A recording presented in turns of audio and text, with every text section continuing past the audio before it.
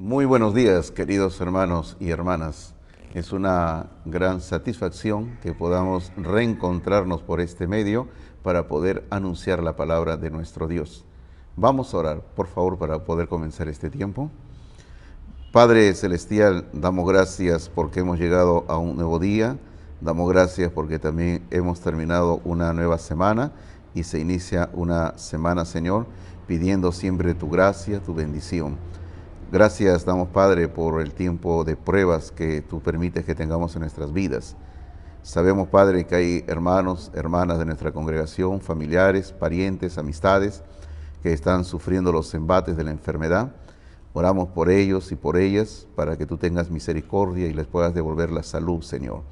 Pero sobre todo, Padre, oramos por aquellas personas que se enferman y no tienen todavía a Jesucristo en sus vidas, para que sus corazones puedan ser tocados con tu santa palabra, por el Espíritu Santo, y puedan volver sus miradas a Cristo Jesús. Padre, pedimos que en este momento que estamos iniciando el abrir la Biblia para poder reflexionar en ella, tú nos guíes, tú nos ministres, y que todos nosotros podamos salir fortalecidos con tu santa palabra.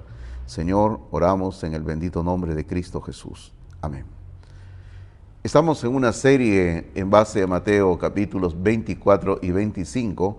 Esta serie lleva por título El más grandioso discurso profético de Cristo.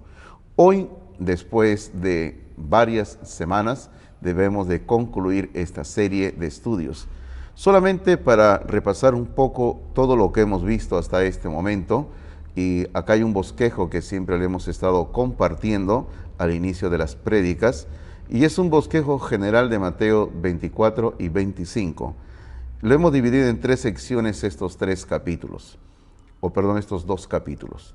Mateo capítulo 24, versículos 4 al 28, lo llamamos sucesos previos, que viene a ser la tribulación. Esto lo hemos estudiado detenidamente en varias semanas. Luego la segunda parte es Mateo 24, 29 al 31, que es la segunda venida de Jesucristo. El evento de la segunda venida de Cristo es el clímax del discurso de Jesucristo. Va a marcar un antes y un después en el discurso de Cristo Jesús. Y también va a marcar un antes y un después en los eventos narrados en las Santas Escrituras. Porque como ya hemos dicho e insistimos en esto, de que el evento de la segunda venida de Cristo es el hecho más anunciado en toda la Biblia. Literalmente desde el libro del Génesis se anuncia vez tras vez durante cientos, miles de años que Cristo viene a esta tierra a establecer su reino. Así que nosotros hoy en día estamos esperando en el orden la venida de Cristo por la iglesia y posteriormente la segunda venida de Cristo a la tierra. La tercera parte de este sermón de Cristo va desde Mateo capítulo 24, versículos 32, hasta el final del capítulo 25, en el versículo 46, y lo llamamos los sucesos posteriores a la segunda venida. Ahí ya hemos visto algunas exhortaciones que el Señor nos va a dar, pero también hemos visto algunas precisiones sobre cómo será el evento de la segunda venida de Cristo. El Señor Jesucristo, en esta última sección de su sermón, nos va a insistir en 4 exhortaciones en vista de su segunda venida, que es pronto, en cualquier momento, las cuales, estas 4 exhortaciones, son ilustradas o ampliadas por las parábolas de Mateo capítulo 25. En el capítulo 25 encontramos 3 parábolas. En el capítulo 24 encontramos 4 exhortaciones que van a ser respaldadas o ampliadas por las 3 parábolas. Hemos visto hasta ahora las 2 primeras exhortaciones y hemos visto también 2 parábolas. La exhortación número 1 es a estar preparados, que es en Mateo 24, 37 al 39, la cual quedó ilustrada por la parábola de las 10 vírgenes. El versículo número 39 viene a ser esa exhortación central donde dice: y no entendieron hasta que vino el diluvio y se los llevó a todos. Así será también la venida del Hijo del Hombre. Hay que estar preparados, dice el Señor. Viene el juicio, y hay que prepararse. La segunda exhortación es a estar alertas. En Mateo 24, 40 al 42 encontramos esta exhortación, y esto quedó demostrado o respaldado por la parábola del juicio de las naciones. En el versículo 42 encontramos esta exhortación donde dice: velad pues, porque no sabéis a qué hora ha de venir vuestro Señor. Hay que estar alertas. Si supiéramos cuándo viene el Señor, estaríamos ya esperándolo, pero como no sabemos cuándo viene el Señor, hay que estar alertas. Hoy veremos la tercera y cuarta exhortación de este sermón de Jesucristo, y con esto estaríamos terminando nuestra serie de estos 2 capítulos de Mateo. Exhortación número 3, estar vigilantes. Mateo capítulo 24, versículos 43 y 44 dice: pero sabed esto, que si el padre de familia supiese a qué hora el ladrón habría de venir, velaría y no dejaría minar su casa. Por tanto, también vosotros estad preparados, porque el Hijo del Hombre vendrá a la hora que no pensáis. Jesús solo está afirmando algo obvio. Dice: si un padre de familia supiera exactamente cuándo viene el ladrón para tomar o robar nuestros bienes materiales, cualquier padre de familia tomaría las debidas precauciones. Porque la palabra del Señor dice ahí en el versículo número 43 que el ladrón, dice, estaría minando la casa, o sea, estaría estudiando la casa cómo robarla. Y si uno supiera cuándo lo va a robar, uno tomaría, dice, las debidas precauciones. Es como lo que puede ocurrir en nuestras casas. No sabemos cuándo puede venir un ladrón a querer llevarse nuestros bienes materiales. Usted sabe que aquí en nuestra ciudad, tristemente, esto constantemente ocurre. Hay hombres y también mujeres que andan robando los bienes materiales ajenos, y uno no sabe cuándo puede ocurrir. Pero si nosotros vemos a una persona sospechosa andando por nuestro barrio, un carro que pasa, una moto que pasa con personas desconocidas y que vuelven a pasar y que regresan, entonces uno se da cuenta que hay ciertos indicios, ciertas señales de que el ladrón está minando, o sea, está estudiando el lugar donde robar. Si en la noche, cerca a la puerta de nuestra casa, escuchamos nosotros que un carro se estaciona, escuchamos voces en la puerta de la casa, escuchamos como que quieren abrir la puerta, entonces estas son señales que nos van a indicar que están intentando robar en nuestra casa. ¿A dónde voy? A que las personas que estén vivas durante los años de la tribulación, se les dice que no saben el momento exacto de la aparición de Jesús, pero se les mencionan las señales inmediatas que anunciarán su regreso a la tierra. Estas señales las hemos visto al comienzo del capítulo número 24, entre los versículos 4 al 28.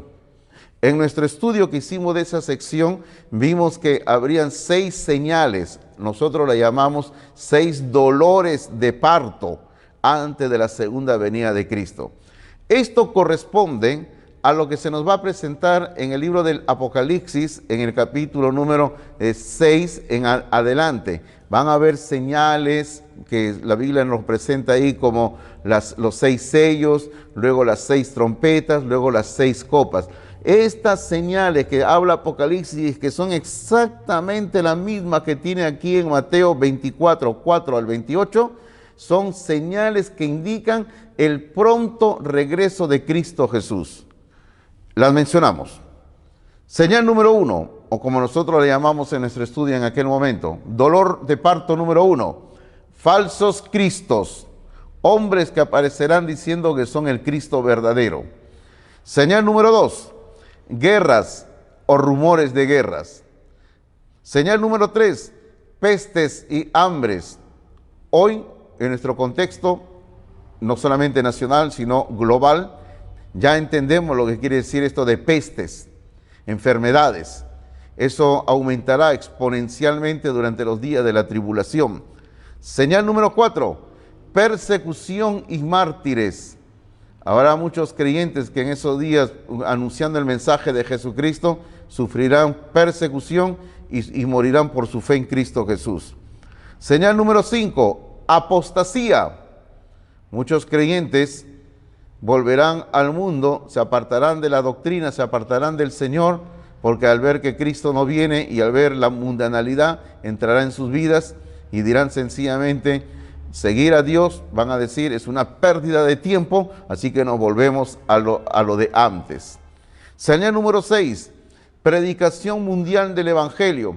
Esto lo estudiamos con detenimiento en aquel momento, diciendo que esto se refiere al trabajo que harán durante los años de tribulación, especialmente en la segunda mitad de la tribulación, los 144,000 sellados que irán llevando literalmente por todo el planeta Tierra el mensaje de salvación.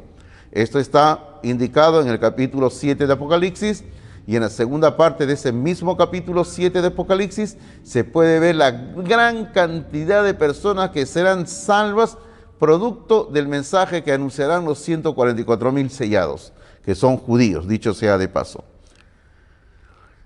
Durante ese tiempo de tribulación, la única forma de estar preparados, porque habrán dos grupos de personas básicamente, es de dos maneras. Por un lado, por aquellos que aún no son creyentes, hay que estar preparados recibiendo la salvación que Dios ofrece gratuitamente en Cristo Jesús. Esa es la manera más elemental de estar preparados. Usted que aún no tiene a Cristo en su vida, abra su corazón, entregue su vida a Cristo Jesús. Y por el otro lado, para los creyentes que estén vivos en aquellos años de la tribulación, hombres y mujeres que se convirtieron al ver todo lo que Dios estará haciendo durante esos años, el estar preparado para cuando Cristo venga es tener una vida de santidad, una vida de temor, una vida de guardar la palabra de Dios. Y esto nos va a introducir dentro de un momento a la última exhortación que vamos a ver. Pero previamente, ya que hemos leído un pasaje donde se habla de que el ladrón viene ya y que hay que estar preparados, quiero decir, la segunda venida de Cristo, e insisto en esto, no el arrebatamiento de la iglesia, sino la segunda venida de Cristo es descrito en la Biblia como cuando el ladrón viene. Solamente un pasaje, porque hay varios que podríamos leer, pero solamente un pasaje. En el libro del Apocalipsis, capítulo número 16, fíjese usted el contexto ahí, es ya los momentos previos a la segunda venida de Cristo, ya momentos previos a lo que nosotros llamamos la batalla del Armagedón, la segunda venida de Cristo. En Apocalipsis capítulo 16, en el versículo número 15, el mismo Señor Jesucristo, hablando de su propia boca, dice lo siguiente: he aquí, yo vengo como ladrón. Bienaventurado el que vela y guarda sus ropas para que no ande desnudo y vean su vergüenza. Pero el Señor Jesucristo, describiendo su pronta segunda venida que ya va a ocurrir en ese momento, Él dice, yo vengo como ladrón. El arrebatamiento de la iglesia no es que Él viene como ladrón, sino la segunda venida de Cristo es como ladrón. Y siempre dicen, pero ¿cómo el Señor va a venir como ladrón? Primero, siempre hay que recordar, en las Escrituras a veces una figura se utiliza tanto en relación a Dios como en relación también al enemigo. Y la vez pasada yo les coloqué el ejemplo, por ejemplo, del león. El león es tanto usado para hablar de Satanás como león rugiente, pero también al mismo tiempo es usado para hablar del Señor Jesucristo, quien es el león de la tribu de David. ¿Ok? Pero también encontramos nosotros que el ladrón es usado para describir tanto a Satanás y a su obra, como a Cristo y a su obra. Porque básicamente Cristo mismo dijo en Juan capítulo 10, el ladrón viene para hurtar, para matar y para destruir. Y en relación a Satanás, Cristo dijo, pero yo he venido para que tengan vida y la tengan en abundancia. Entonces, Cristo viene como ladrón al final de la tribulación para hurtar, matar y destruir. Todo esto relacionado que el Señor viene para hacerle daño a Satanás y a la obra de Satanás, al reino de Satanás que ha estado tratando de establecer en este mundo. Eso es lo que el Señor va a hacer en su segunda venida. Y es para eso que el Señor Jesucristo claramente en esta exhortación nos llama a estar vigilantes, porque Él va a venir en cualquier momento. La última exhortación, la exhortación número 4, la exhortación de fidelidad. La encontramos en el capítulo 24, versículos 45 al 51. Pero ahí, antes de leer esta exhortación, dentro de este contexto me gustaría leer con ustedes primero la parábola que va a ilustrar esta exhortación de fidelidad. Y luego vamos a leer lo que dice ahí en Mateo 24, ¿sí? Pero en el capítulo 25 encontramos en el versículo 14 al 30 la parábola de los talentos. Esta parábola de los talentos nos va a hablar de la fidelidad, pero también nos va a hablar, como MacArthur dice en su comentario, si usted tiene ahí su Biblia MacArthur, va a ver en el comentario al pie de página, él dice de que esto habla sobre las oportunidades perdidas, porque hay gente que tiene oportunidad de servir a Cristo y pierde la oportunidad.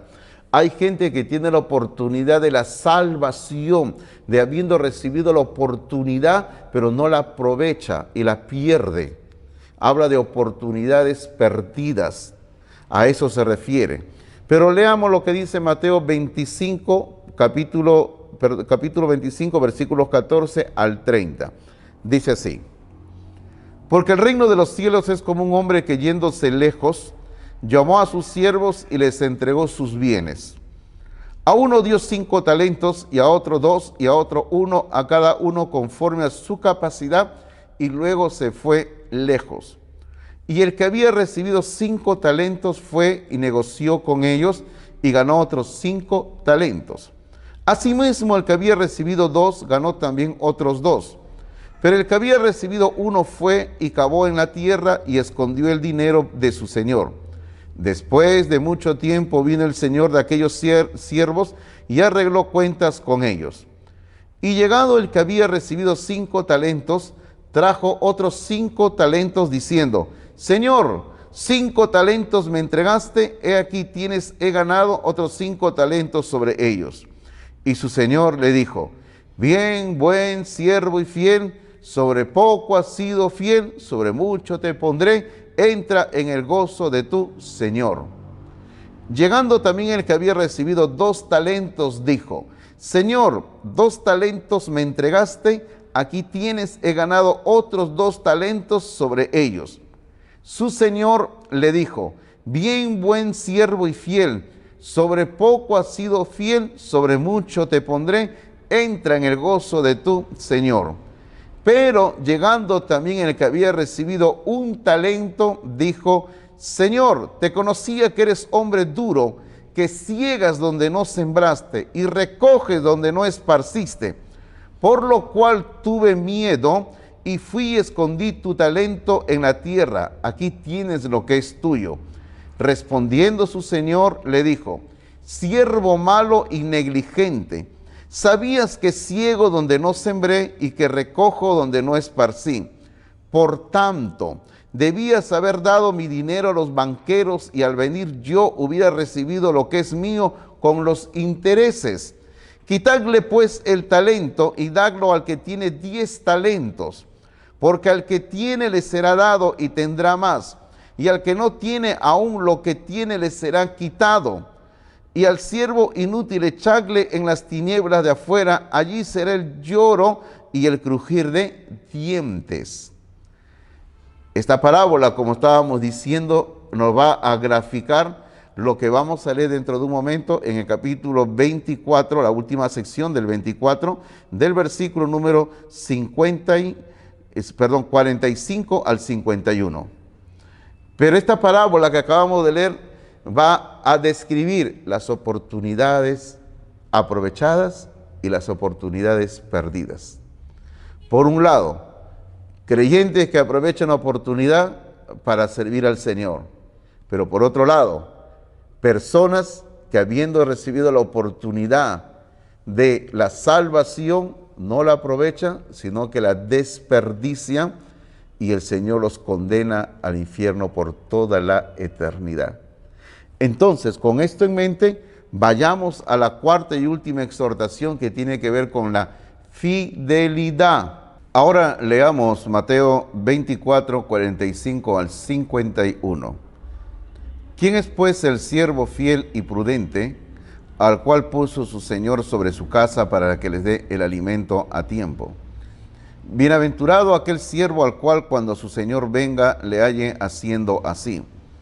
De cierto os digo que sobre todos sus bienes le pondrá. Ahí un momentito quisiera detenerme en la lectura para resaltar que en los versículos 45 al 47 el Señor nos presenta primeramente el cuadro del siervo fiel y prudente. O sea, el siervo que habiendo recibido las instrucciones de su amo va a cumplir fielmente lo que se le ha encargado. Pero luego, versículo 48 en adelante hasta el 51, se presenta un cuadro totalmente diferente, que en el versículo número 48 se le llama el siervo malo. Este es la persona inconversa, no es un cristiano, es una persona inconversa que ha recibido la oportunidad de la salvación, porque todo hombre y toda mujer hoy en día, bueno, y siempre, tiene la oportunidad de tener un encuentro con Jesucristo. Si no aprovecha la oportunidad, recibirá la condenación. Versículo 48 dice: pero si aquel siervo malo dijere en su corazón, mi señor tarda en venir, y comenzare a golpear a sus consiervos y aún a comer y a beber con los borrachos, vendrá el señor de aquel siervo en día que éste no espera y a la hora que no sabe, y lo castigará duramente y pondrá su parte con los hipócritas. Allí será el lloro y el crujir de dientes. El Señor presenta esta última analogía o esta última comparación para reforzar su enseñanza. La imagen de un siervo que es colocado por su amo en una situación de responsabilidad y confianza. Pero en el contraste es, como decíamos hace un momento en el versículo 48, el siervo malo, que también ha recibido la oportunidad, pero no la sabe aprovechar. Todo creyente en Cristo Jesús es un siervo de Jesucristo o una sierva de Jesucristo, y está obligado a servirle en toda forma. Esa es nuestra responsabilidad. Todos los creyentes somos siervos del Señor y estamos obligados, comprometidos al servir al Señor Jesucristo. A todo creyente se le ha dado mayordomía y responsabilidad divinas en la obra de Cristo, en la tierra. Y en relación con esa mayordomía debe ser fiel y prudente. Hermano, necesitamos practicar la fidelidad y la prudencia. Prudencia en el sentido de que hay que aprovechar el tiempo, hay que ser prudentes, aprovechar el tiempo en servir al Señor Jesucristo. Mientras nosotros tengamos vida, nuestro aliento, tengamos la energía, tengamos los talentos, tengamos los dones espirituales y cualquier cosa buena que tengamos nosotros como siervos y que el Señor nos las ha confiado, debemos de usarlas en el servicio y para la gloria de Dios. Todo lo que usted y yo tengamos en el ahora y lo que podamos tener más adelante, tiene que ser colocado al servicio de Dios. Aún nuestras vidas, nuestro aliento, todo tiene que ser para la gloria de Dios. A su momento decíamos, y queremos respaldar esto y confirmar, que en el versículo 48 se comienza a hablar del siervo malo. Es obvio que es una persona inconversa que no se preparó para la venida del Señor. Alguien, haciendo una interpretación errada, podría afirmar que se trata de un creyente, porque se le describe como un siervo, pero se dice que es un siervo malo. Tenga cuidado, porque si usted comienza a razonar aquí en el texto y dice, no, este siervo malo también es un creyente, tenga cuidado, porque ese razonamiento le tendría que llevar forzosamente también a afirmar que la salvación se pierde. Porque la historia termina diciendo en el versículo 51 que ese siervo malo va al lloro y al crujir de dientes. Y el lloro y crujir de dientes en la Biblia, en varias escrituras que Cristo va a repetir, es una referencia a la condenación en el infierno. Y solamente y únicamente al infierno son condenados hombres y mujeres que no aceptaron a Cristo como su Salvador personal. Entonces, aquí en el versículo 48 hasta el final del capítulo 24, no se está hablando de un creyente, se está hablando de una persona inconversa que no aprovechó la oportunidad de la salvación. El problema básico hoy en día, y también será el mismo problema básico en la época de la tribulación, en plenos juicios, y fíjese hoy en día también en plena pandemia, es no prepararse para la venida del Señor Jesucristo. Hace un momento decíamos, ¿cómo una persona puede estar preparada? Y decíamos que hay dos grupos de personas. Aquellos que aún no son salvos, la forma de prepararse es recibiendo la salvación que Dios ofrece en Cristo Jesús, salvación que es gratuita.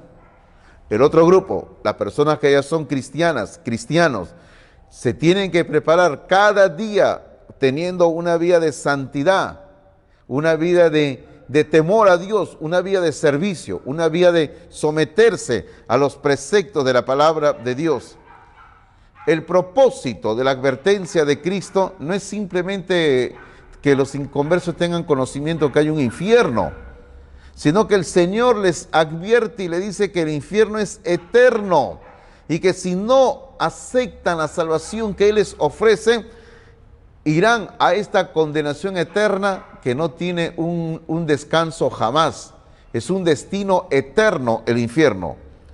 La apelación que el Señor Jesucristo hace es a creer mientras haya oportunidad en lugar de esperar y dejar pasar el tiempo sin que un hombre y una mujer reciba a Cristo en su corazón. La apelación que el Señor hace en estos pasajes es a creer mientras haya oportunidad en lugar de esperar de manera insensata un tiempo supuestamente más propicio que nunca podría llegar y que si llegara tal vez no podrían aprovechar. Ese es el gran problema hoy en día del ser humano. Postergar una decisión por Cristo. Dilatar la decisión. Aquí deseo narrarles una historia para ilustrar el peligro de andar dilatando la decisión más importante de recibir a Cristo en su corazón. Aclaro, es una fábula por si acaso, ¿eh? Y digo aclaro porque yo en una ocasión conté también una fábula hace unos años y alguien pensaba que eso estaba en la Biblia y se mató buscando la historia en la Biblia y nunca la encontró. Hasta que un día me dijo, pastor, ¿dónde está esa historia que usted contó? Y yo le dije, es una fábula. Así que aquí también quiero aclarar, esta es una fábula. Esta fábula cuenta de 3 aprendices de diablos que tenían que venir a la tierra para hacer sus prácticas como demonios, como diablos. Estaban hablando con el diablo mayor, con Satanás. Satanás, el jefe de los diablos. Y Satanás les estaba pidiendo que les cuenten cuáles eran sus planes viniendo a la tierra, cómo iban a tentar a la gente para que la gente se pierda y vayan a la condenación eterna. Entonces Satanás le pregunta al primer aprendiz de demonio, le dice, dime, ¿cuáles son tus planes? ¿Qué vas a hacer tú para impedir que la gente llegue a la salvación? Y el primer aprendiz le dice, les voy a decir que Dios no existe. Y Satanás le dice, eso no va a engañar a muchos, porque mucha gente sabe de sobra en su corazón, en su conciencia, que Dios sí existe. Luego Satanás va al segundo aprendiz de demonio y le dice, ¿tú cómo vas a hacer para que la gente se pierda y no lleguen a la salvación? Ya sé, les voy a decir que no hay infierno, que pueden vivir tranquilos porque no hay infierno. Satanás le contestó, con eso no vas a engañar a nadie, porque los humanos saben en su conciencia también de que el pecado tiene un castigo y que ese castigo es el infierno. Finalmente Satanás se acerca al tercer aprendiz de demonio y le dice, ¿Tú cómo vas a hacer para impedir que la gente llegue a la salvación? Les diré que no tengan prisa, que todavía hay tiempo, que no tomen todavía la decisión. Hay tiempo, hay tiempo. Y Satanás, alegre, le dijo, adelante, porque tú sí vas a hacer que millones de hombres y mujeres se pierdan y vayan a la condenación. El más peligroso de todos los engaños es pensar que hay tiempo de sobra para todo. Mucha gente cree así, que tienen tiempo de sobra para todo. Así que, ¿para qué vamos a tomar la decisión por Cristo? Todavía no, ahora. Pero hay que recordar que Pablo dice en una de sus cartas, hoy es día de salvación, hoy es día de salvación. Quizás muchos en este contexto se preguntan, porque cuando hemos hecho la lectura hace un momento, dice que este siervo malo dice, mi Señor tarda en venir, el Señor tarda en venir, así que voy a vivir como quiera, voy a golpear a mis semejantes, voy a darme una vida de abandono. Entonces quizás en este contexto muchos digan, ¿por qué es que Cristo está esperando tanto tiempo para volver otra vez? ¿Por qué Cristo demora tanto su venida? ¿O es que ya no va a venir? Porque muchos llegan a ese punto, ¿no? Si tanto se demora es que no va a venir. ¿Por qué se demora tanto? Hay varias respuestas que podríamos dar usando la Biblia por qué el Señor aún no viene. Pero solamente quiero mencionar una respuesta. Segunda de Pedro capítulo 3, versículos 8 y 9. Segunda de Pedro capítulo 3, versículos 8 y 9.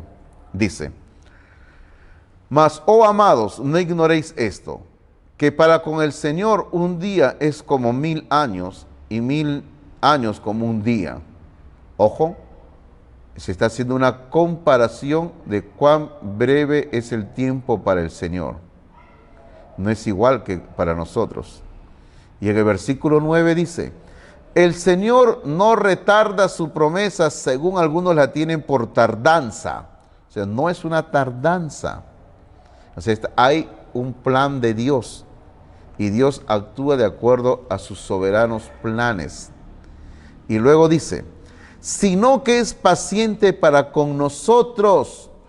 O sea, el Señor tiene paciencia para con nosotros, no queriendo que ninguno perezca, sino que todos procedan al arrepentimiento. Ahí está la respuesta. ¿Por qué es que el Señor tarda su venida? Porque Él es paciente. Él tiene paciencia. Y como Él tiene paciencia, es que no quiere que ninguno perezca, sino que todos procedan al arrepentimiento, a la salvación en Cristo Jesús. Ya decíamos, ¿cómo prepararnos para esta inminente venida de Cristo Jesús? Aquellos que aún no son cristianos, cristianas, recibiendo la salvación que solo Dios ofrece y da gratuitamente en Cristo Jesús. Aquellos que ya somos parte del pueblo de Dios, aquellos que ya somos hijos, hijas de Dios, viviendo una vida de santidad, porque el Señor viene en cualquier momento y pedirá cuentas por cada uno de nuestros actos. Yo les agradezco por la atención prestada, solamente orando y deseando que la palabra bendita de nuestro Dios pueda llegar a cada corazón y obrar cambios en nuestras vidas.